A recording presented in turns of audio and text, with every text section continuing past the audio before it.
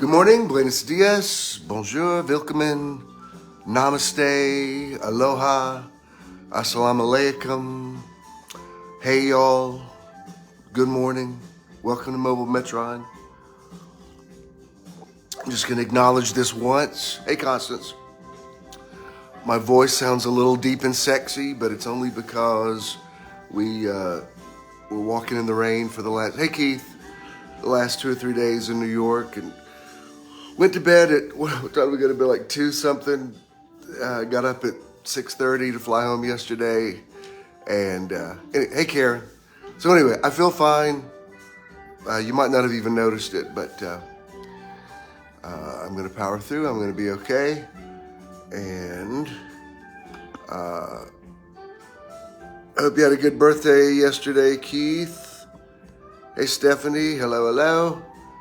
Ed, good to see you. Are you back home yet? Ed came down from Knoxville for an event last night. Hey Avery, did y'all get back out to Madison so Ernie could see the game? Oh, now come on, Constance, come on now. I'm channeling my, what's his name that did the deep voice stuff, the R&B stuff? Barry White. Good. I'm glad, Keith. We'll see you tonight. Hey, Roz. Hey, Pam. Hey, Elwood. Hey, Vicky. Oh, okay. Well, safe trip whenever you go back. Yeah, I'm channeling. Oh, good. I'm glad. I want to see what that hotel looks like. I love that. I love the way it looks on the outside. They've got a restaurant in there that we haven't tried yet. Hey, Deborah. Lazy morning. Well, you deserve it, Ed. Hey, Heather. Good to see you. Thanks for your gift. Let me go ahead and just make some announcements. First of all, hey, Barbara. Let me turn this off. Our event last night was really good. Somebody wrote today, they said it's our best one ever. And there it is.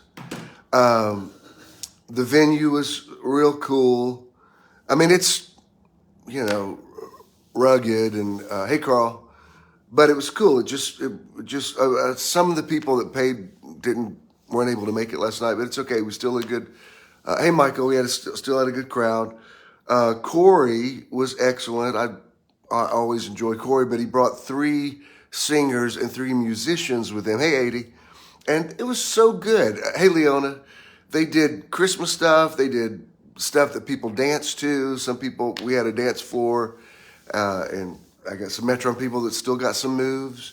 And then in the middle of, hey, Holly, in the middle of it, they went into this praise and worship thing that was just, there's no other word. It was just really anointed, and I could tell everybody enjoyed that. And I loved those guys, and I know, same with me, Ed. I was surprised. It's interesting. It's kind of like what I was talking about last week about not splitting hairs over the theology of it. Hey, Loretta. Because when they were singing, For He Alone Is Worthy, if I was going to teach on that, I would say, well, no, we're worthy too. I mean, if you need to go the Christian route, Jesus made us worthy.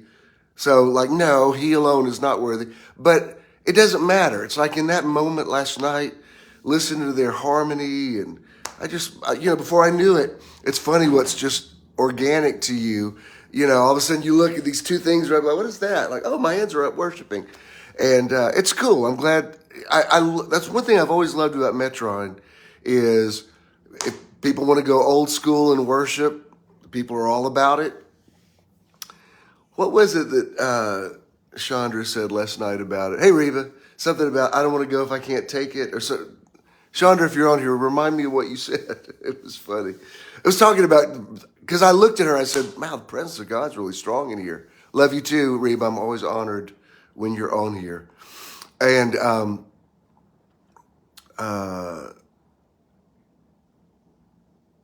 hey, Reba, you saw, I'm sure you saw it. I must have posted this before. You acknowledged the anniversary of Judy Gossett's passing, and I had to write on there that I took that picture of y'all New Year's Eve, 1978. And that was, hey, Sarah, I just handed her my business card. That's what she had in her hand. She was an awesome woman, and I'm glad to have that connection with you.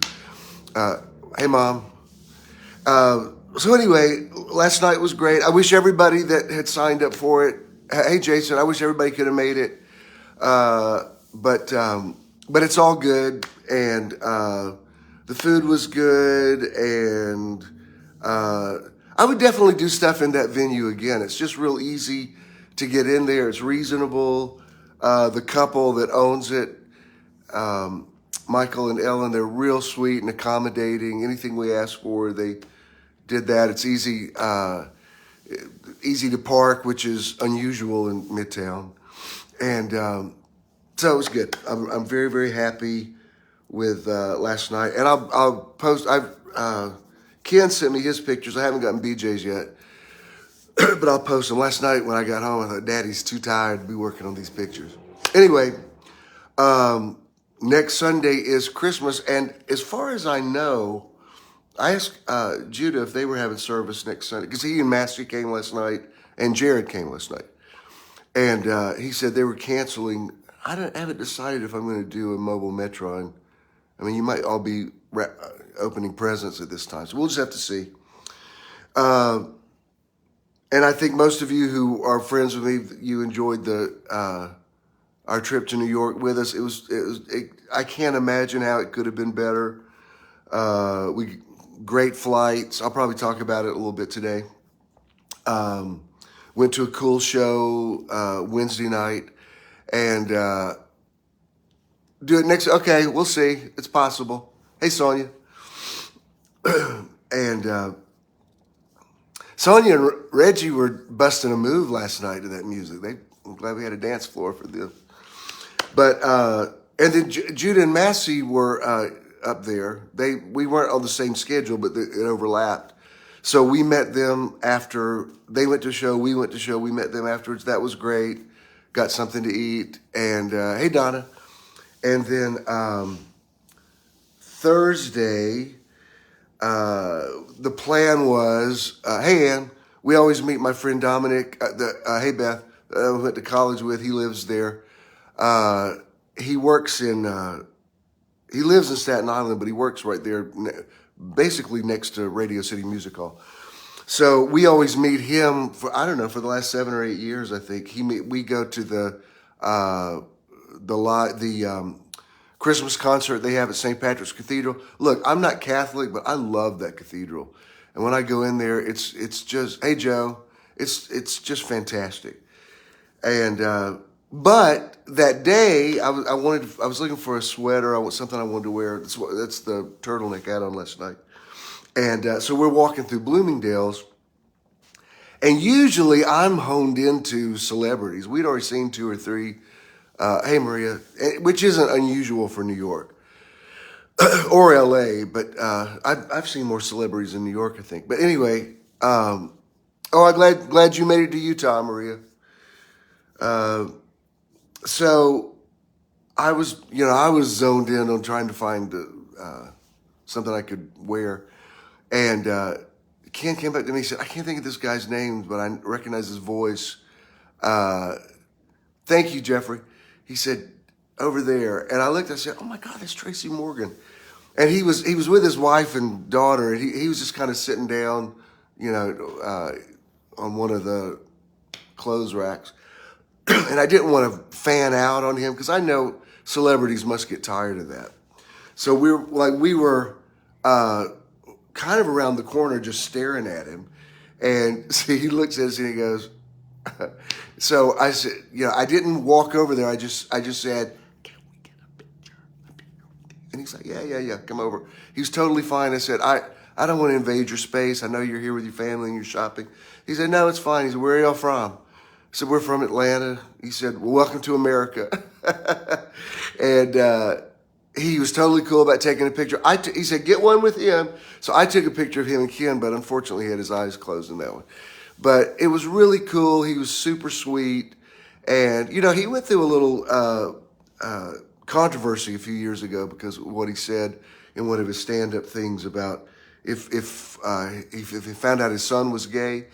And I'm sure he realized we were a couple, and I could tell he's definitely evolved since then. And I love when people grow. And I told him, I said, I prayed for you after you had your accident. Hey, Susan, after you had your accident. And that was a really sweet moment because I've met some celebrities that were just kind of jerks, and I nearly didn't want to.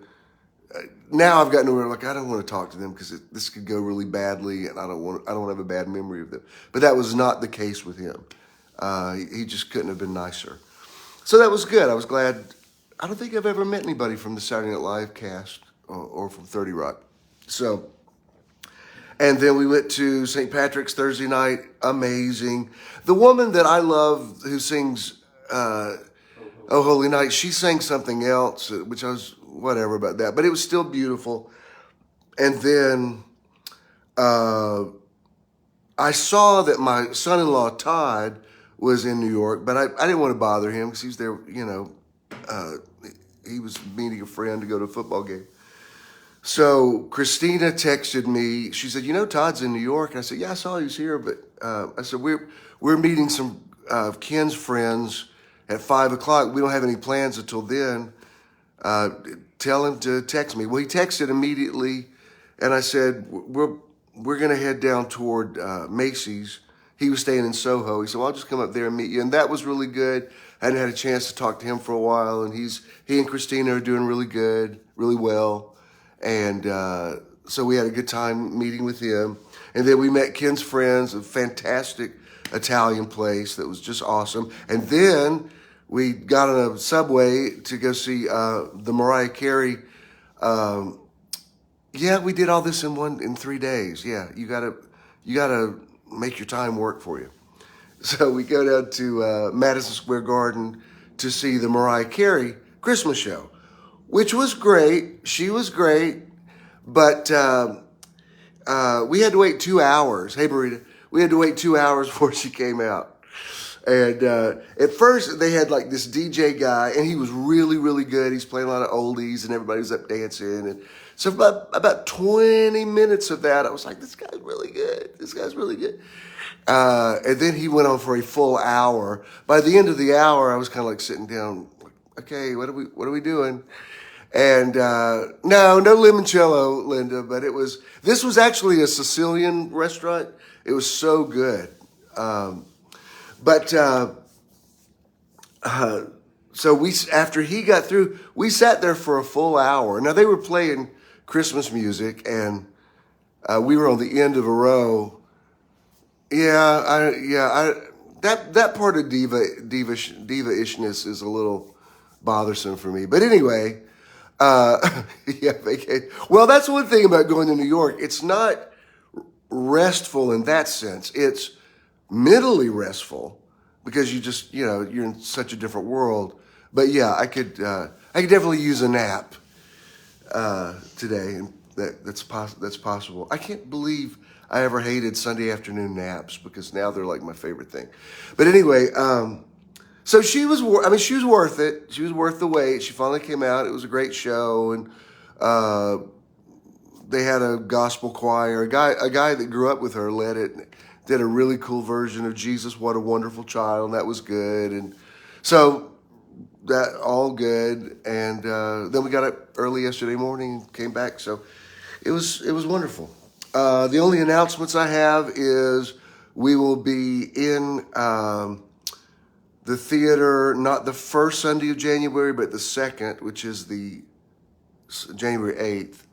And Johnny Almanza, the cello player, he'll be back with us. That's going to be great. Looks like we got a good group going to the meditation weekend in Helen, meditation weekend number 17. What is that, the 21st and 22nd? Why do I have a mental block about this? Y'all know. And I'm not sure what I'm going to do about this.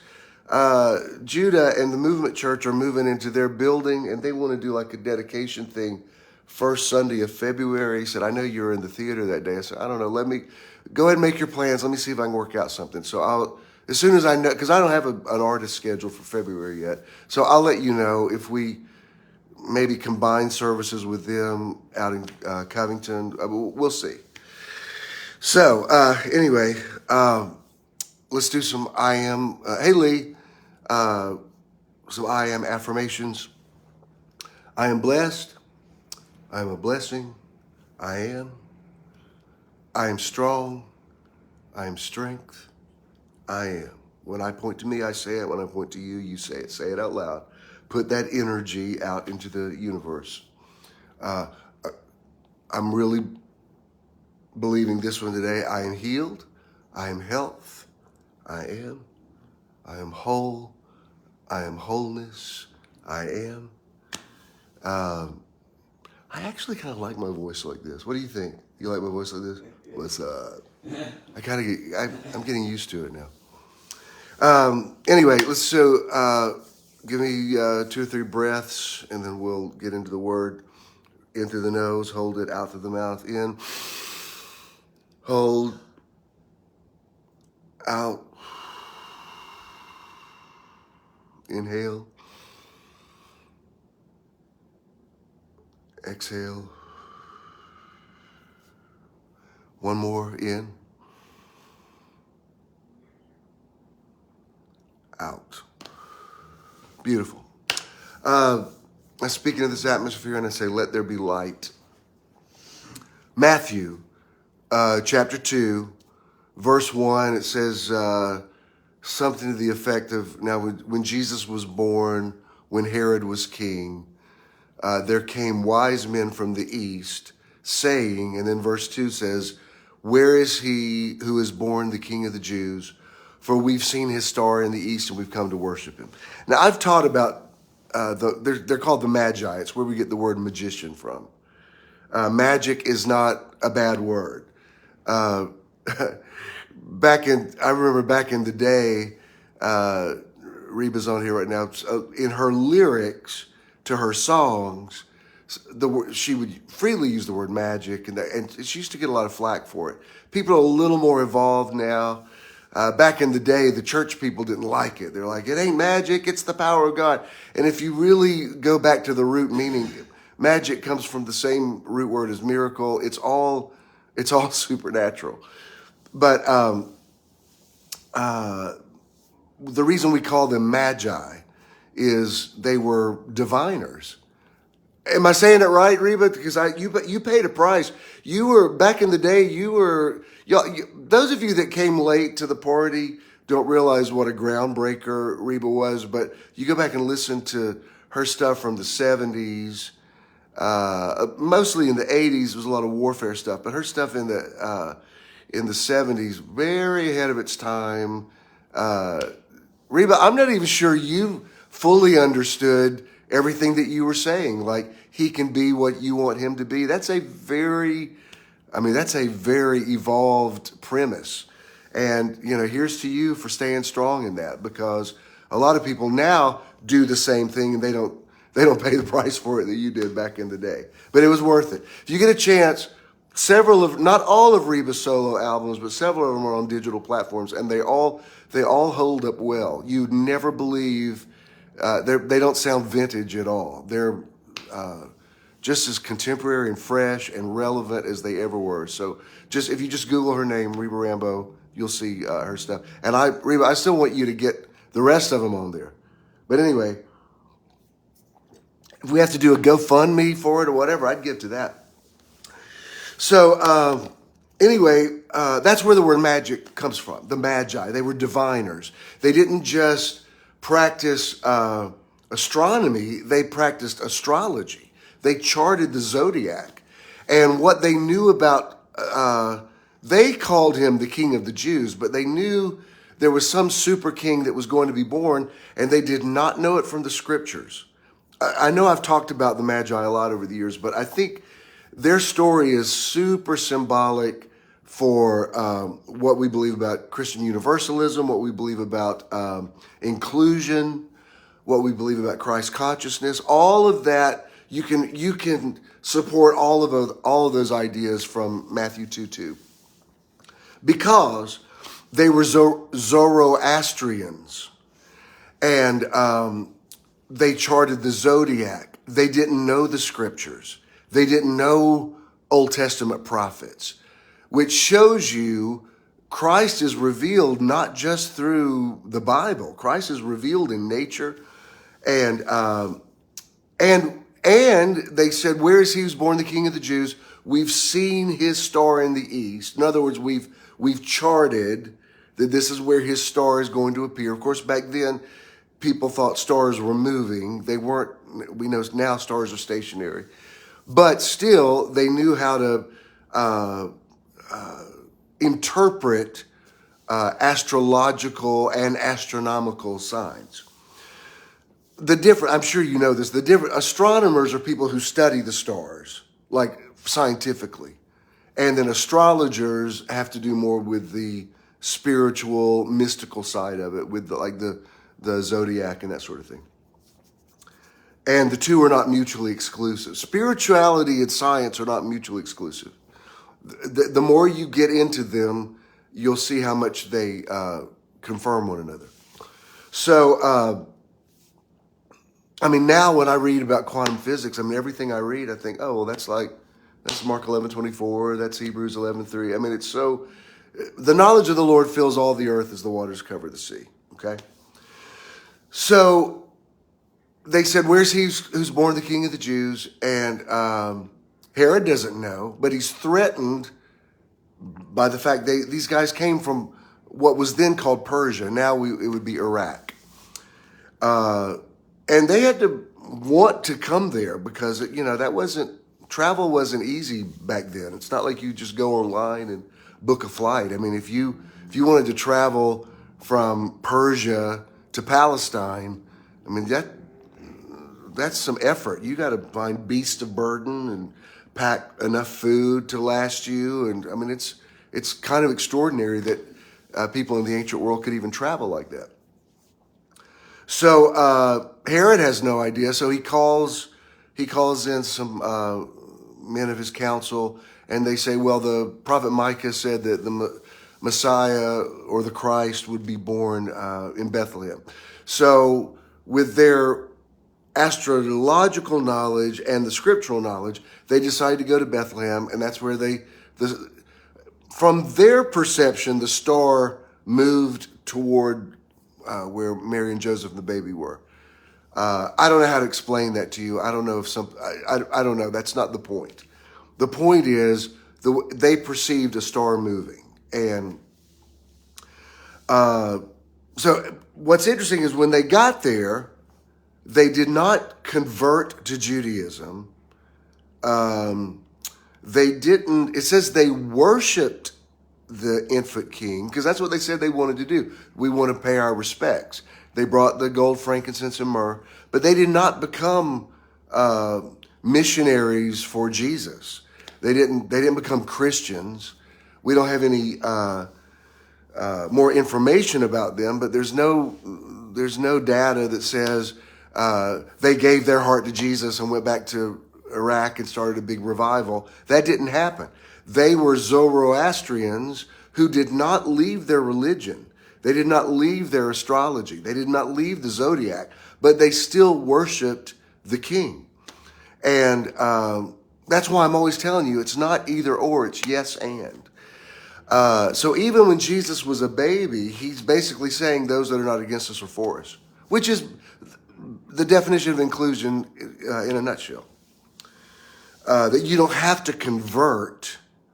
And then the response was, Herod has all the baby boys murdered.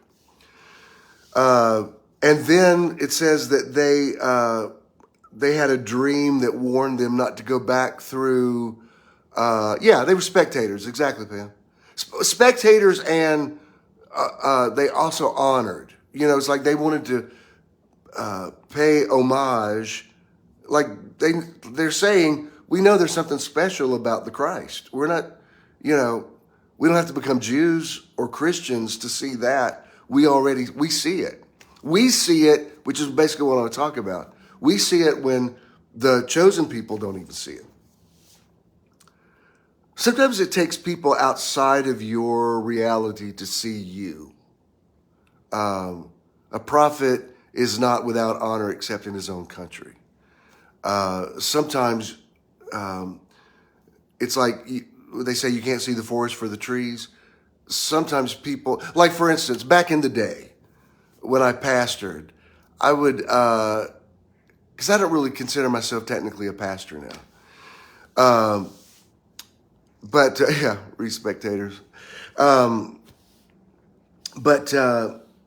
I would say something like back in the day, I used to do about one meeting somewhere else besides my church. And so I did like Paul wrote to Timothy, said, do the work of an evangelist. I did that. And I could go somewhere else, people who didn't know me, and just say something that I said in my church every Sunday, and people would go gaga. They'd be like, oh my God, we've never heard it like this. And I'm like, really? Because I say that this is my congregation, and half of them aren't even looking at me, you know? And I'm not being sarcastic. I'm just saying people who are up close to you sometimes don't really see you. And people who are up close to Jesus and messianic prophecy and the scriptures, he was right there and they could not see him. Sometimes it takes somebody who's not part of that belief system to be able to see it. And yes, exactly, Carl. So, and that's what I want to talk about today. I did a teaching a couple of years ago from the Christmas song. Thank you, Patty. Do you hear what I hear? And I love that song because it says the night wind speaks to the little lamb speaks to the shepherd boy speaks to the king speaks to the people everywhere. But the hook line of the song is, do you hear what I hear? Do you see what I see? Do you know what I know? What's interesting about the Magi to me is everybody can see the stars. You could just walk outside and see the stars. And several people in the scriptures were guided by the stars. Like even Abram.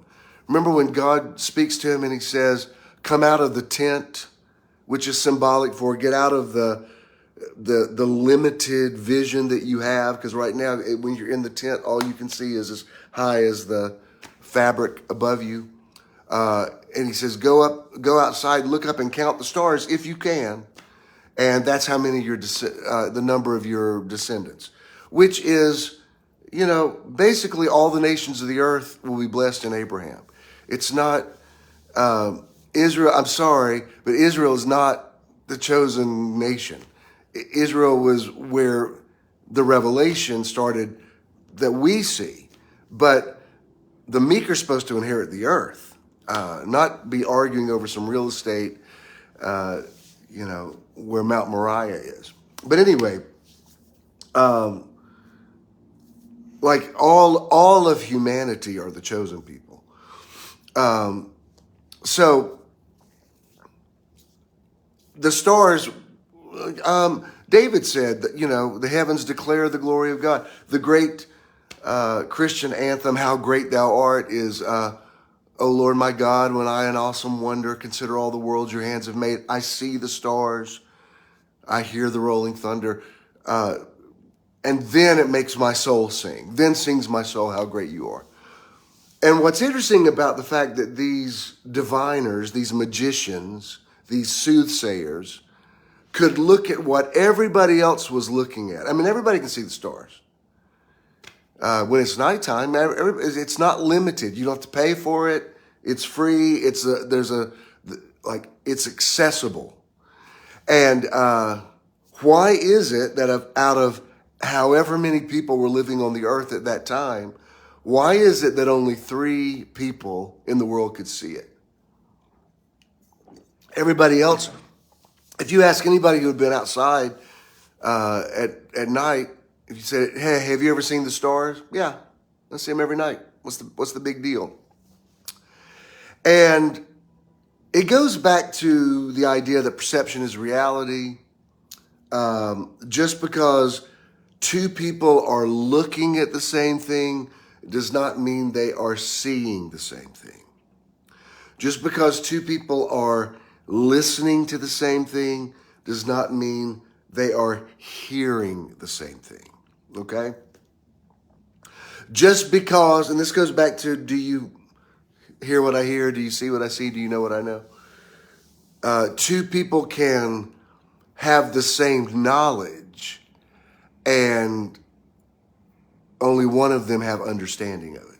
Knowledge and understanding are two different things. Knowledge and wisdom are two different things. Wisdom and understanding are different things. You can know it and not understand it, okay? So, and I've talked about this a lot. I've talked about things like, when Einstein said, there's two ways to live your life. One is as though nothing is a miracle. The other is as though everything is a miracle. And like, for instance, this trip we just went on, there was nothing that happened that I would say, oh my God, it was earth-shattering, miraculous. But there's 1,000 things that could go wrong that didn't go wrong. That's the miraculous part. And, it could be argued that I look for stuff like this too much. But like, for instance, I live a couple of blocks from a MARTA station. So when we go to the airport, we just walk to the train and take it. It's so convenient. Traffic's never an issue. But when you're leaving early in the morning, sometimes there are some hurdles to overcome. Sometimes the machines don't work. Sometimes they don't recognize your credit card. There's, where you get your Breeze card to ride the train. There's little things that if you're in a hurry, if you're on a deadline, they can become problematic. And we've learned over the years, we just always get to every place early because there's nothing more stressful than the crazy, frantic ride from hell when you're driving to the airport trying to not miss a flight, especially when you got to make a connecting flight and you miss this one link in the chain and the whole thing's thrown off. We're about to celebrate our 8th wedding anniversary. We were married in New York on New Year's Eve day. And the way it is in New York, you have to get the license 48 hours in advance. And you have, at least the way it was 8 years ago, you actually have to go to the, whatever that is, I guess it's City Hall, whatever that building is, it's the bottom of the island. So they close, at least back then they close every day at 3 o'clock, which meant we had to get there before 3 o'clock to get the license, or otherwise we wouldn't be able to, get married when we planned to, and we had people flying up, and it would have affected several things. So we took the train to New York, which we've taken before, and usually the train's always on time, and it gets into Penn Station at 2. So I told Ken, I said, if we get in at 2, there'll be traffic, but we should be fine to get down to the bottom of the aisle. When I say the bottom, I'm talking about the southernmost part of Manhattan where all the government buildings are. Well, the train was late that day. So, what are you going to do? You can't, you're on the train. You can't make them go any faster. So we get there and I told I don't even know what time we got into a cab. And I said, if there's any way you can get me to City Hall by 3 o'clock, I would be so grateful. And somehow he did. It was, our life flashed before our eyes a couple of times during that ride, but we got there. And when we got there, it was like an ant hill. Just like people everywhere. And this is before same-sex marriage was legal in all 50 states. So there were gay couples there. There were a lot of military people getting married. There were, people had turbans on. It looked like, it was like the big melting pot of the world. People had native garb on from their country. I supposed that some people were getting married so that they could have citizenship. But it was a lot. And when we finally got up there, I asked the guy, I said, I'm trying to plan tomorrow what should we prepare for? Is it a busy day? It's the busiest day of the year for us. I said, okay. So our hotel was up in Times Square. So I told Ernie and Avery and a couple of other people were with us. I told them, I said, be prepared. We may be there for hours. So, hope y'all aren't on a deadline. If we are, we'll just get some coffee and sit there and talk until our time comes up. And I don't know, somehow when we hit it that morning, we just hit the sweet spot. And it's like the waters parted. We walked in, we were in and out of there in 10 minutes. The justice of the peace's name was Angel, and he was like an angel. And it was just perfect. And I had visualized that we would all go, we go out of there, we'll find a place, we'll go have lunch. There's a way I wanted it to look in my head. And it was so cold that day, and we couldn't find a place. We're walking around. So finally I said, you know what, let's just go in this deli. This isn't what I visualized, but we can't keep walking around here and freezing. And I think Colonel Rogers is probably watching the soccer game right now. But he said, what's that place right up there? And when he said it, I said, it was like, I walked in. It was exactly what I'd visualized. It was just a perfect day. And we went up to Central Park and we took a horse and buggy ride. And we went to St. Patrick's Cathedral and did a prayer. And it was awesome. We came back here and did a few weeks later and did a reception because we had to wait till Jared, his tour was in Australia. He got through.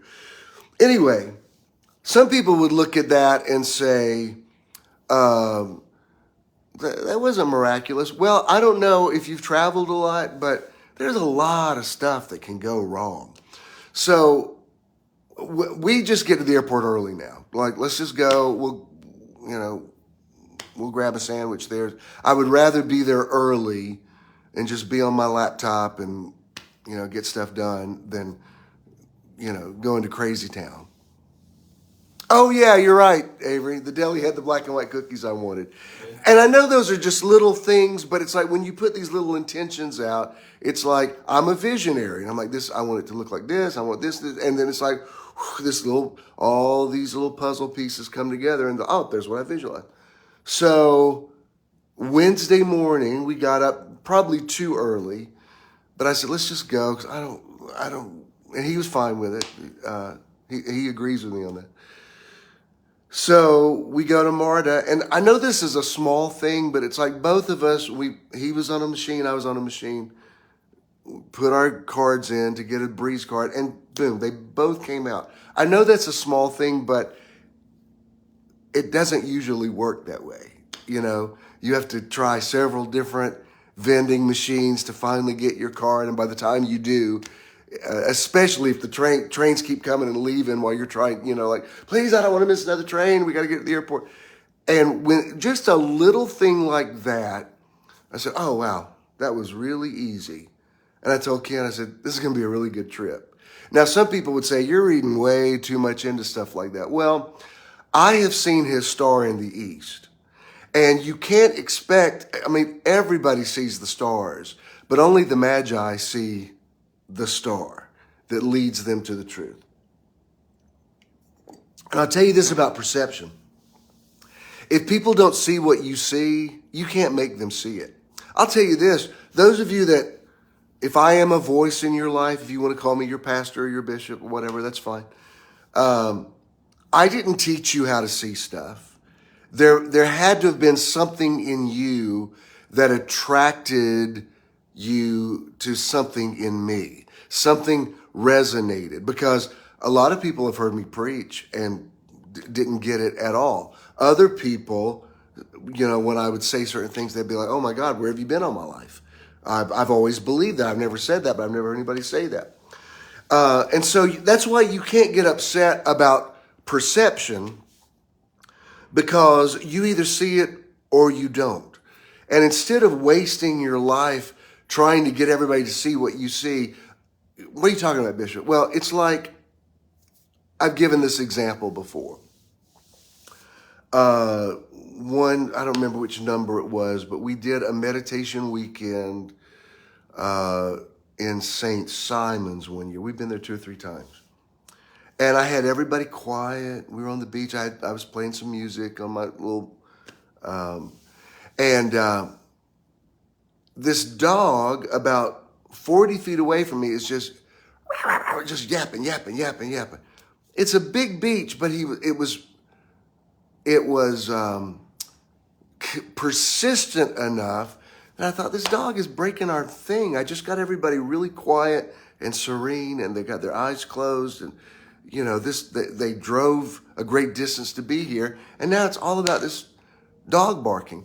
And just while everybody had their eyes closed, I just said, shh, and the dog shut up and walked on. Now, I didn't think that much about it. Several people told me, they said, I saw when you shushed that dog and he walked on. Now, some people would look at that and say, you didn't shush that dog. I mean, the dog just stopped barking.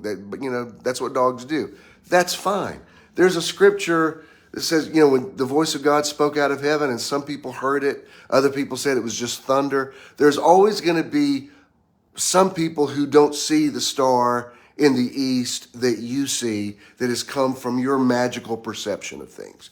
And if you're going to be sensitive about people not getting it, not seeing what you see, then don't plan on good stuff happening to you. Because I'm telling you, words like synchronicity and serendipity, the more you see it, the more it happens. Some people don't see it. Some people, every time they go, I don't even know, I couldn't even count how many times I've gone to New York.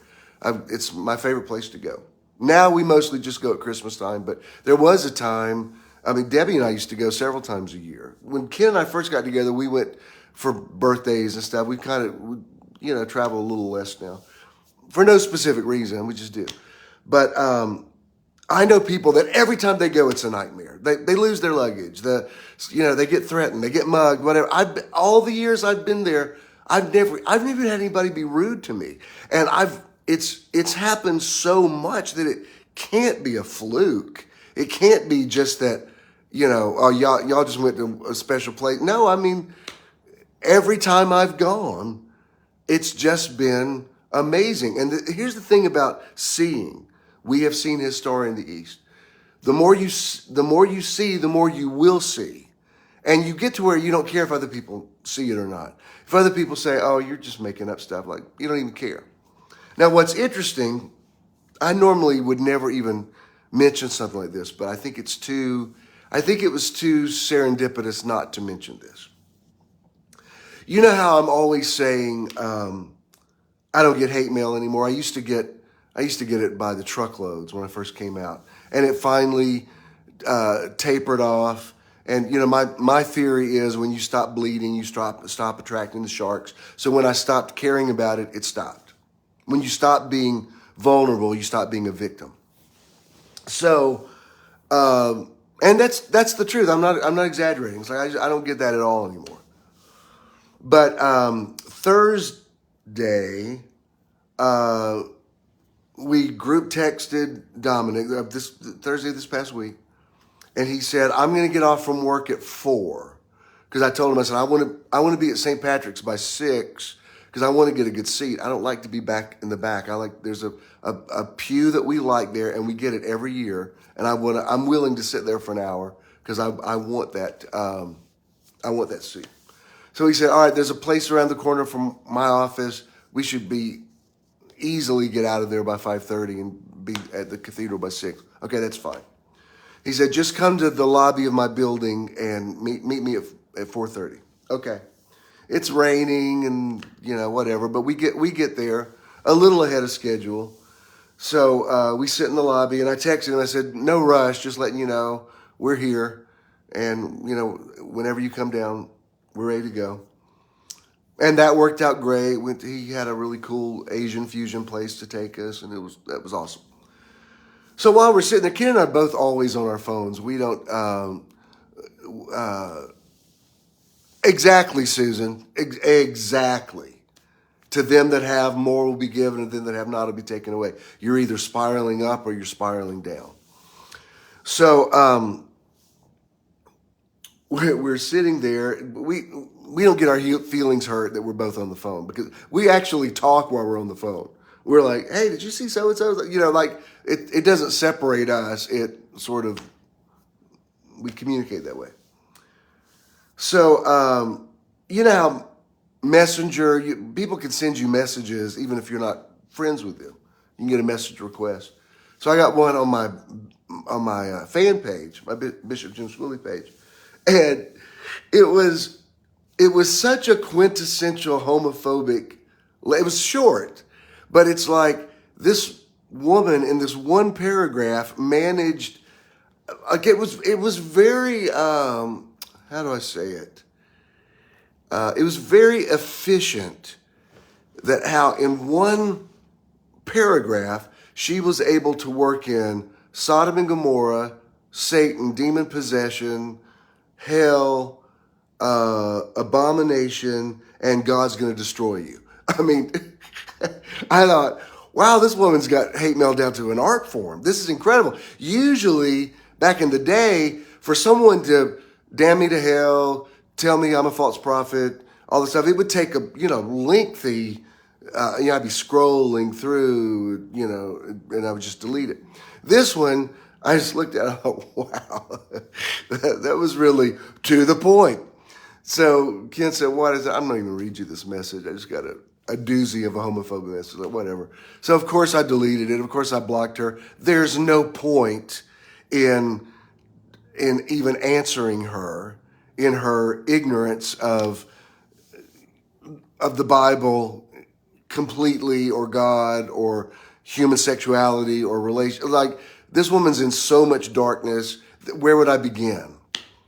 And so I don't care. The scripture says, let him who is ignorant be ignorant still.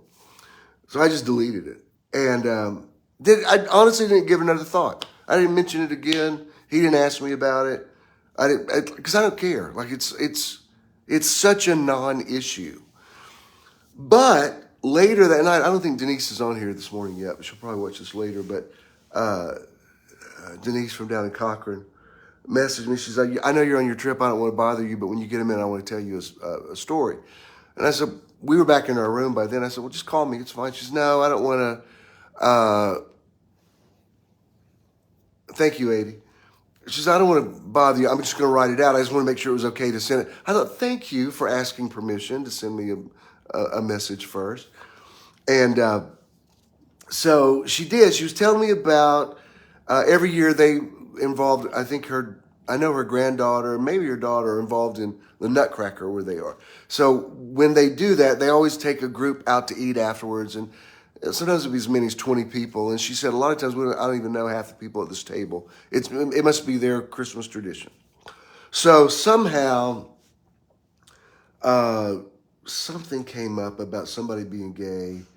And they said, you have gay friends? She said, yeah, I have a gay pastor. And they couldn't believe it. And it sparked this conversation. And one of the people there is gay. And so they had this conversation where she said, well, here's his coming out video. And she's been watching the teaching. And it was basically, and I'm saying this in all humility, but I don't hear people say, you're a good preacher. I hear people say, you saved my life. I don't think I've ever been complimented on a sermon. I'm not a pulpiteer. I don't even aspire to be one. I don't care about preaching. I care about communicating. And a week hardly passes that phrase or some version of that phrase isn't said to me. You saved my life. You saved my life. I mean, I'm not called to be a minister. I'm called to be a lifesaver. So she said, I just want to thank you for your good work, because I was so happy that there were resources I could give this woman and really help her out. And so I wrote her back. I said, it's very ironic. Normally I wouldn't even mention this, but I got a doozy of a homophobic message about 3 hours ago. And this is an interesting balance to it. It's like the two thieves on the cross on either side of Jesus. I remember, I've told you this story before, but I remember, and I'm telling you this with no embellishment. I was in Conyers one day. I was standing waiting for somebody to pick me up in their car. I had on like a black leather jacket. It was wintertime.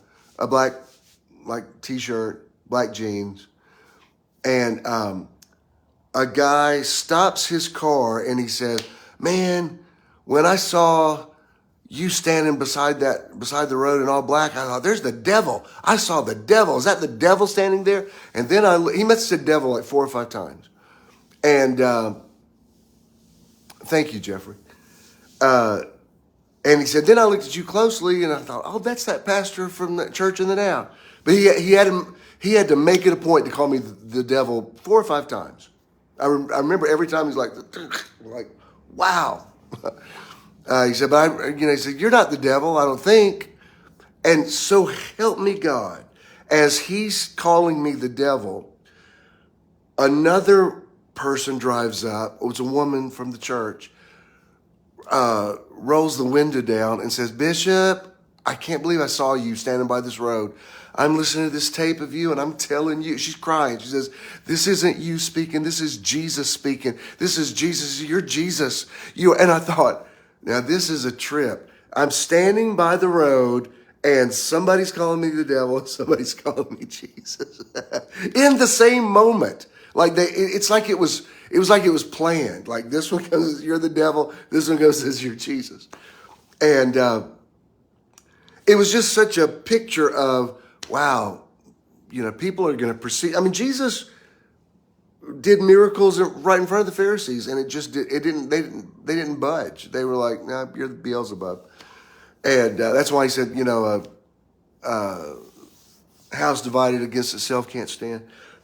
So I stopped letting my feelings get hurt about that a long time ago. And that's not what this sermon's about. This is what I want to get across to you, for this is one of my Christmas messages. In the new year, I want you to start seeing things like stables, mangers, wise men. Even in Luke's account, the angelic choir appears to the shepherds out in the field. You think Jesus needed a better PR guy, because if this is really the Messiah who's being announced, shouldn't the angelic choir appear over Jerusalem? I mean, why don't you go high profile?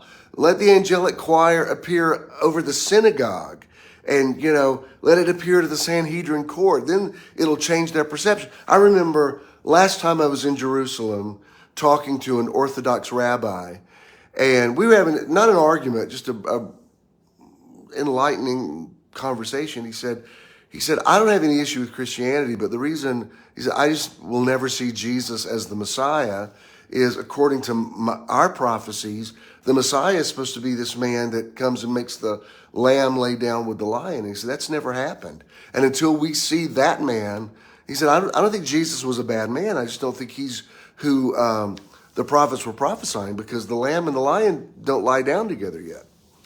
And I didn't even argue with him. I said, "Well, I'm sure you know this, but most Christians think that's going to happen in what they call the millennium." And he says, "Yeah, well, that's not what the prophet was talking about." I said, "I know that, and you know that." But anyway, the point is, the amazing thing about Christmas is it's so full of all these miracles that most people would never notice. A stable, a manger, shepherds. All these are like real humble, mundane, average things. Why wouldn't the angelic choir appear to the intelligentsia of Jerusalem? Wouldn't that cause a paradigm shift for those that, were steeped in Jewish religion? I mean, wouldn't that have made more sense? Why didn't the angelic choir go to Herod's palace?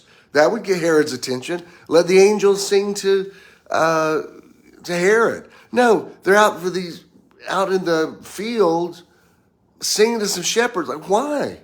That's not even good PR. That's not even good branding. Like, go sing to somebody that can talk about it or showcase it. These are just some shepherds that if these men say to you, y'all aren't going to believe this, but last night we were out in the field and the sky filled up with angels who sang to us, glory to God in the highest, on earth, peace, goodwill toward men. Most people would say, I think you guys were drinking a little bit out there in the field. Like, no, who would believe that? And, they said, well, let's go, let's go see this thing. And they go, the same way that the Magi looked for him, they look for him. But the point is stars are everywhere, and yet only 3 men saw it. The sky is big, but the angelic choir only showed up and sang to some shepherds. So my point in that is miracles are everywhere. If you say nothing good ever happens to me, it's like you just don't know how to see. You remember when Elisha was he had a servant, and these enemies start coming toward them in chariot. I mean, yeah, like coming toward them, and the servant says, "What are we going to do? We're outnumbered. These guys are going to kill us." And he says, "Well, there's more with us than there are of them." And the guy's like, "What are you talking about?" And Elisha says, "Open his eyes." And when his eyes opened, he saw that the mountains were filled with chariots of angels.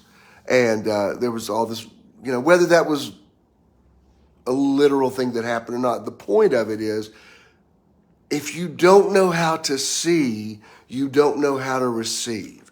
The problem in receiving has nothing to do with your faith. It has nothing to do with your worthiness. It has nothing to do with sin in your life. It has nothing to do with mistakes you've made. It has everything to do with how you see things. And when these wise men, these magicians, these soothsayers, these diviners, when they say, well, where is he? We've seen his star in the east. That's what I pray for you today, is that you'll open your eyes and be able to see that if you go to the MARTA train and you put in you punch in the number so you can get your breeze card, and it comes right out on the first time, you say, I'm sorry, I just can't call that a miracle. Well, then call it a miracleette. It's miracle adjacent. Because if you don't start noticing the little things around you, you're never going to notice the big things. The other night, the Rodgers and Hammerstein Flower Drum song was on. And the song in it is 100 million miracles are happening every day. It's a beautiful idea. Those guys, Oscar Hammerstein was such an incredible, Richard Rodgers wrote the music, Hammerstein wrote the lyrics. And he was so enlightened. He was so evolved. Songs like You've Got to Be Carefully Taught from South Pacific about how people learn prejudice. He just had such a gift. And not everybody's going to see things the same way, because not everybody has the same gifting, but you can be taught to see things better. Like, there's some things you just don't know until somebody tells you. I remember when I was probably in college. I was dressed up one day, and there was a guy who was older than me that I thought was really like a super well-dressed, well-put-together guy. Like, if there's anybody when I was that young that I would want to emulate, like style-wise, like, man, Richard always, like, that's the way I want to look when I get older. And one day, it was like in warm weather, and I had on a tie that was made out of like kind of thick wool, thick fabric. And he wasn't being mean about it. He said, you're wearing that's a winter tie you're wearing in the summer. And it didn't hurt my feelings. I was just like, wait a minute, I just had never heard that concept. I said, you mean there's winter and summer ties? He said, yeah, because of the fabric. He said there's some ties you can wear year round, like you can wear a silk tie year round, but there's other things like you would wear cotton ties in the summer, like with seersucker suits, and then in the wintertime is when you'd wear like thicker woolen ties. And he said, I mean, it looks fine. He said, I'm just telling you. And I said, no, thank you. I had no idea. And it's little things like that. You think, like even today, it kind of makes me emotional because she's just been through something, but she had a part of her lung removed. My favorite teacher from high school, we're Facebook friends, and her birthday's today. I can't imagine that Miss Moffat would be watching today, but I just loved her, and I don't know of any teacher who impacted me more than she did, because she was my 10th grade English teacher, but then I joined the school paper, and I became the editor of the paper my senior year. So for those 3 years, she was the faculty sponsor. So she was very involved in my life for 3 years. And she was very young, right out of college, and I became friends with her and her husband. I used to go over to their house, and I just thought it was the coolest thing in the world that I was friends with them. And, you know, back then I was trying to get them saved because they smoked pot, and, you know, they were like hippies. But they influenced me so much. But like she would say, like there's so many things about literature and stuff that I paid attention to because I respected her opinion. I'm telling you, this is not what I'm teaching on today, but respect is really important in relationships. Somebody's asked me the other day, what do you think what are the important ingredients for a marriage? I said, you know what I really think? I think love is important, but if I was going to put something at the top of the list, I would put respect. I think you have to, if you don't respect somebody, that even if you're in love with them, you can't have a life with them. I mean, I would nearly put love number 3. If you're just going to hold me to it, I would say respect first, trust second. And, you know, love is important, but you can be in love with somebody that you cannot possibly, you can't trust them out of your sight. But I think respect really matters, especially as you age, and there's something very demeaning about being disrespected. I can't explain it. It's like respect's important. I don't know why I said that. That must be a word of knowledge that somebody pulled out of me. But back to my original point. One reason I love Christmas every year is that it forces you to look at things differently. I've already talked about the paradigm shift that's in all of the classic Christmas stuff, from It's a Wonderful Life to, all of them. They're all about the main character has a paradigm shift or a revelation because of Christmas. And this year, I was asking my kids last night, Jared and Judah. Thank you for reminding me of their names. Why did I name them all J names? Oh, did he really, Linda? Huh, interesting. But I said, look, I'm not going to make y'all sit through It's a Wonderful Life this year. You know, I'm not going to force y'all. And they said, you don't force us to watch it. When can we come? So they're coming Wednesday night. You got to help me clean this place up today. I'm speaking respectfully. He just does a much better job of it than I do. Anyway, the thing I love about watching that movie with my kids is they don't mind that I'm constantly pausing it, saying, I just want y'all to notice how, like last year I was showing them, there's a scene at the end when all the people are bringing in the money to the Baileys, and when the guy, Wainwright, gay cleaning, exactly, Ed. He wires like the biggest amount of money. And there's just this one shot where Jimmy Stewart glances over at Donna Reed really quick. They look at each other because, you know, she nearly married him. He's the man that her mother wanted her to marry. because he was going to be successful. And he did become successful. And there was just that moment when they said, I think his name's Wainwright, why, $25,000, which in the 40s was like $100,000.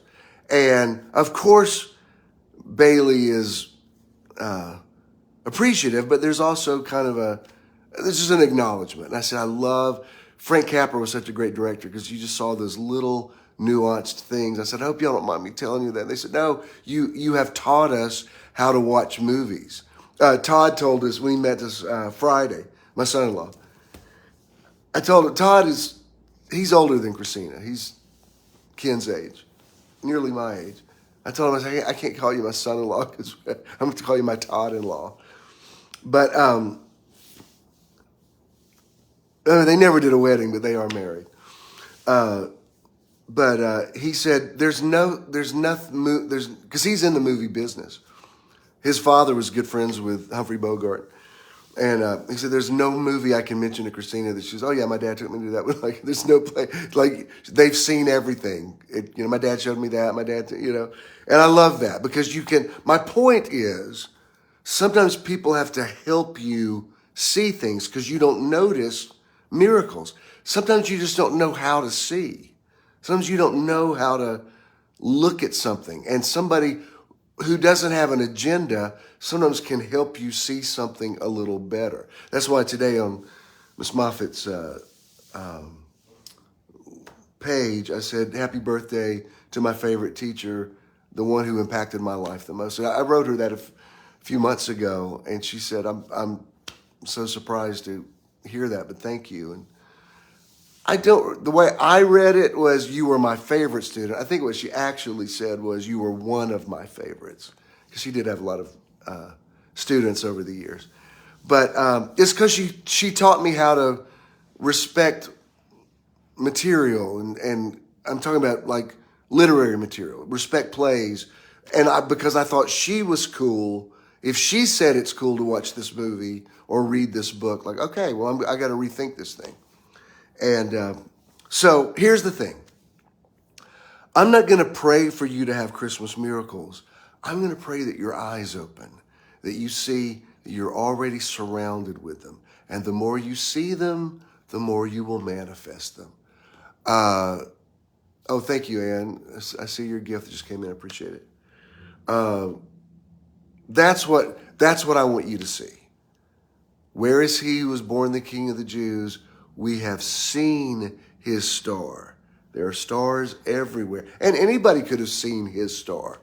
But we saw it, and we saw it. I want you to see how blessed you are. I don't want to bring the room down on a closing note, but Twitch, the dancer that was on Ellen DeGeneres show, young, handsome, talented, beautiful wife, beautiful kids. Anytime he was ever did anything on the Ellen show, he was beautiful. He was just like super affable. Like if you had said, do you think this guy's a candidate for suicide? You'd be like, not him. This guy's got everything to live for. I know depressed people that have been depressed for as long as I've known them. That will send me messages saying, pray for me, I'm depressed. I think I could have got this message from you 30 years ago. Those people rarely, do any damage to themselves. And then somebody like him, I'm like, what? He committed suicide? And it just showed me, it just reminded me, man, you never know what's going on in somebody. Because you can look at some people who are melancholy or whatever, and you think, well, somebody better keep an eye on them. They might do themselves in. And there's other people like, wow, I did not see that coming. And again, whatever happened to him that pushed him over the edge had to do with how he saw things. And so it's important that you see the good, that you see the blessed, that you see the light, that you see hope, that you see his star in the east, and it makes you move, and it makes you, the Magi were searchers. because of what they saw. They were visionaries who translated their vision into a search. And that's what I want you to take away today. All right? So thank you for watching today. If you want to give to the ministry, I certainly would appreciate it. Go to bishinthenow.com. There's a place you can give. If you want to give to me directly, you can. I got all the cash apps. I think most of y'all know that by now. I'm just going to say I'm going to be back on Christmas Day, because if you're busy at 11 o'clock, you can still. We're not going to celebrate. We're celebrating with Ken's family Christmas Eve, and then we're going to do my family at Mom's house the day after Christmas, just because the boys have their places to go, and I don't want to. It gets too stressful for everybody. And Jared's going up to his mom's. He's taking his other grandmother up to see her. So everybody will be back the day after. So we're going to celebrate on the 26th. But we'll probably go over and see about my mom on Christmas Day. But anyway, thank you for watching. I'm going to go read your comments. Love you all. Keep seeing. All right? Peace.